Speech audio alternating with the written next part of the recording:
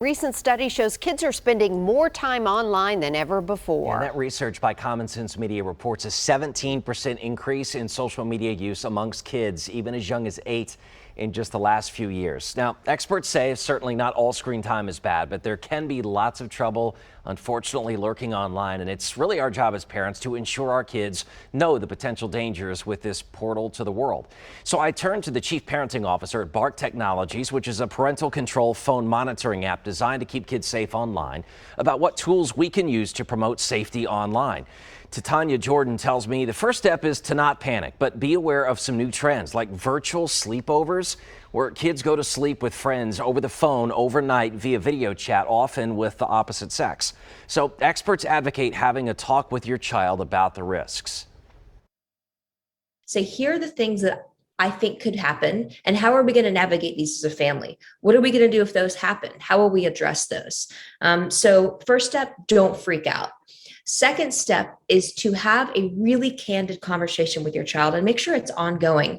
You need to talk to your children about online predation, sexual content and pornography, sending and receiving nudes, cyberbullying, digital footprints, all of these fun topics at a much earlier age than you might think, because chances are they have encountered it and they probably won't tell you because they might not even understand it, or they're afraid of how you're going to react.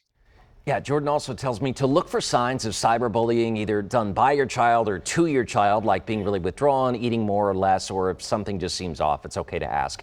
And if you have teens, talk about the responsibility of those popular payment apps meant to send and receive money, and know who they're gaming with. It's not regular Nintendo anymore. And Jordan says those chat rooms and virtual gaming options are just, unfortunately, opportunities for online predators to lurk and maybe take advantage of your children. So lastly, which is kind of hard, at least for me, is to educate yourself, keep up with the times, kind of know what the popular apps are and what they're on and who they're talking to. You can also install those monitoring apps, Amy, if they're a little bit younger, so you can kind of see what they're doing. Good idea. And then learn how to communicate with your kids, right? And who they're communicating with as well. Because it is a tough balance for preteens, especially between privacy and oversight. You want to give them some freedom, but at the same time, you got to know what they're doing. So she said, don't give your child a device if you know they're not ready. And it's just one of those parental instincts that you have to have. I completely agree. I have kids in their 20s now, so we've been through this. And let me just tell you, just when you think my kid won't do that. Yeah. I'm just saying everyone's children. Yeah. You're going to go through this. Have those difficult conversations. Yeah. Because it's so important to know what they're doing online.